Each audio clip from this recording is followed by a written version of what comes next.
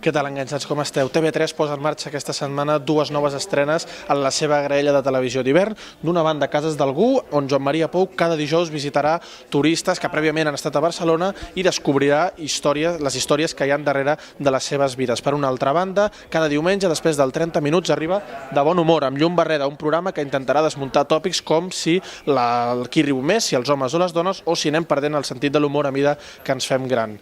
Hem parlat amb els dos presentadors, amb els dos protagonistes d'aquests nous programes, i això és el que ens han dit. Històries de tota mena i persones de tota mena, gent molt variada de molts llocs del món, amb vides molt diferents entre elles i molt diferents a les nostres. Una de les claus, jo crec, del Cases d'algú és aquesta, és que cap vida s'assembla a l'altra, i per tant coneixerem des d'una història d'amor meravellosa a Mèxic, un home solitari que viu envoltat d'animals a Bèlgica, una flautista d'Iowa, una cantant d'òpera russa, un fotògraf de viatges holandès, un forner islandès, un tio que treballa pel Ministeri de Turisme jordà, hi ha de tot i variadet. Aquí el punt de partida va ser el següent. Jo amb l'Eva, la directora del programa, i la Marta Ribalta, que és la cap de producció, doncs tenim una productora junts i vam parlar amb DLO, la productora de Madrid amb la que hem coproduït el programa, i ells tenien aquest format, que és un format belga, doncs tenien els drets aquí.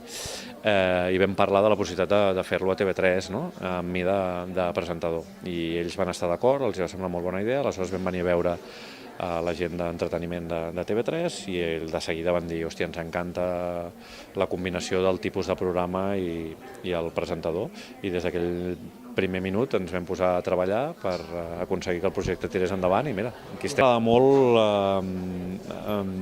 adonar-me que he après que la gent és molt generosa i que la gent a casa seva és molt diferent que fora.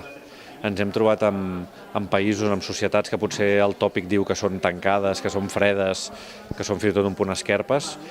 Quan entres en aquelles cases hi ha calidesa, hi ha generositat, hi ha voluntat d'ajudar i sobretot hi ha voluntat d'això, de transmetre una manera de viure. La gent tenia ganes que jo conegués com vivien i per què vivien d'aquella manera i què els interessava, per què menjaven allò, d'on venien, cap a on anaven, I això ha estat molt, molt interessant.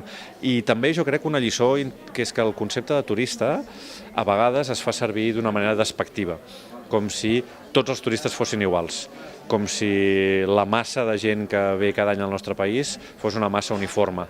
I no és veritat. Al darrere hi ha persones amb noms i cognoms i amb vides molt, molt, molt diferents entre elles. Parlem molt sobre, és una mica leitmotiv del programa, això de parlar sobre l'humor català, de com fem humor aquí, perquè hi ha diverses teories. Al final és veritat que s'associa molt l'humor català a un tipus d'humor anglès que dius, escolta, quina xuleria, quina cosa més. I clar, és perquè nosaltres a TV3 hem mamat moltes sèries angleses, llavors hi ha un tipus de fer humor, hi ha un tipus d'humor, una manera de fer-lo que ens ha agradat molt.